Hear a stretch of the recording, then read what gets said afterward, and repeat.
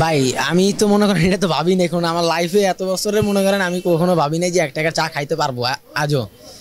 মানে অনেক জায়গায় চা খেতে গেছি এই পর্যন্ত অনেকবার চা খাইছি। আমরা কিন্তু চা খাই, আমরা রেগুলারই সবাই চা খাই। মনে করেন মাঝে সাথেই মনে করেন আমি এই আবেশ মনে করেন আমাদের প্রতিদিনই মনে করেন একবার হলেও বসা হয়। এখন মনে করেন এদিকে আবেশেই যাইতেছিলাম, যাওয়ার ভিতরে মনে করেন আমাদের ছোটো ভাই ডাক দিল, বললো যে ভাই 1 টাকার চা আছে খেয়ে যান। পরে আসলাম, এসে দেখি সত্যিই 1 টাকার চা। বিশ্বাস করার মতো নাই জিনিসটা ভাই, অবিশ্বাস্য হলো, বিশ্বাস করতে হবে। ইনশাল্লাহ আবার কালকে চেষ্টা করবো ফ্যামিলির মানুষকে নিয়ে আসা 1 টাকার চা খাওয়া যাবে ইনশাল্লাহ। 1 টাকায় তো কোনো কিছুই পাওয়া যায় না, এখন চকলেটটাও পাওয়া যায় না, এই জায়গায় আবার 1 কাপ চা, এত অসাধারণ একটা চা, এটাই ভাই খুব ভালো লাগলো। এটা তো অনেক আগেরকার যুগের মানুষরা 1 টাকা দিয়ে চা খাইতো, কিন্তু আমরা তো কখনো খাইনি, এই ফার্স্ট টাইম আমরা 1 টাকা দিয়ে চা খাচ্ছি। বিএ পাস দেখেছি কিন্তু এমএ পাস দেখিনি। তখন আমার মনের ভিতরে কৌতূহল জাগলো, একটু দেখবো এখানকার এটা কেমন। ক্যাম্পেইনের ক্ষেত্রে সেটা বলতেছি সম্ভব, কিন্তু রেগুলার প্র্যাকটিস এটা কখনোই সম্ভব না, এটা নট পসিবল। একটা কাপের দামই 1 টাকা 20 পয়সা, কীভাবে সম্ভব তাহলে? জি আলহামদুলিল্লাহ ভালোই লাগতেছে। প্রথমবার আমার লাইফে 1 টাকায় চা খাওয়া হয়েছে। এর আগে খাইছি চা 10 টাকা, 15 টাকা, 20 টাকা, কিন্তু আজকে হঠাৎ করে রাস্তা দিয়ে যাচ্ছিলাম, তখন একটু এই দোকানের দিকে নজর পড়লো, তো পোস্টার দিকে তাকায় দেখলাম যে 1 টাকায় চা বেচতেছে। আজকে ফার্স্ট টাইম দেখলাম, তো তাই ভাবলাম ফ্রেন্ডসরা আছে একবার এক্সপিরিয়েন্স করি। আমি চা লাভার, চা খাই ডেইলি অনেক জায়গায়, কিন্তু আজকে ফার্স্ট টাইমে না রাস্তাতে হেঁটে যাচ্ছিলাম, তখন থেকে যে 1 টাকায় চা, আসলে একটা কৌতূহল যে 1 টাকায় চা। আইসা দেখলাম যে আসলে সত্যি 1 টাকায় চা। আসলে অনেক জায়গায় চা খাই, 5 টাকাও দেখছি, 4 টাকাও দেখছি, কিন্তু আজকে 1 টাকায় চা, এটা আসলে প্রথমবার।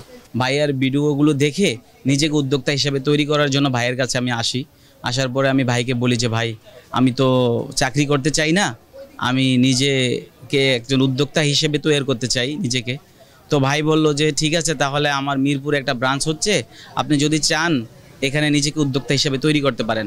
আমাকে ব্রাঞ্চ পার্টনার হিসেবে ভাই সুযোগ করে দেয় এই মিরপুর 2 এই ব্রাঞ্চে। ভাই যেমন একটা দোকান থেকে আজকে 3টা-4টা ব্রাঞ্চের মালিক, তা আমিও চাই যে ভাইয়ের সাথে থেকে যাতে করে আমি ভাইয়ের সাথে আরও 2-3টা ব্রাঞ্চের পার্টনারশিপ নিতে পারি বা থাকতে পারি, নিজেকে একটা উদ্যোক্তা হিসেবে সমাজের চোখে গড়ে তুলতে পারি। আসলে এমএ পাস চাওয়ালা হওয়ার পিছনে অনেক ট্র্যাজিক হিস্ট্রি জড়িত আছে। আমি মূলত করোনা প্যান্ডামিকের আগে মনপুরা স্কুল অ্যান্ড কলেজ নামে একটা প্রতিষ্ঠানে আমি ইংলিশ লেকচারার হিসেবে ছিলাম। পরে আমি অর্ক নামে একটা প্রতিষ্ঠান দিয়েছিলাম, তো ওখানে অনেক টাকা লস খেয়ে যাই এবং বাড়ি থেকে জমি জামা বিক্রি করে আমি টাকা নিয়ে এসেছিলাম।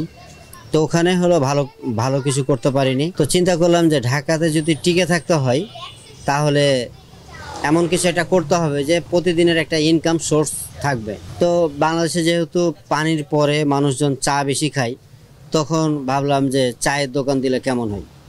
তারপরেই এই চায়ের দোকান করা, এবং প্রথম দিকে আমাদের এটা নাম ছিল অর্ক ক্যাফে, কিন্তু আমি যেহেতু শিক্ষিত, এই জিনিসটা মানুষজন কেন যেন নিতে পারতেছিল না, যে শিক্ষিত মানুষ কেন চা বিক্রি করবে।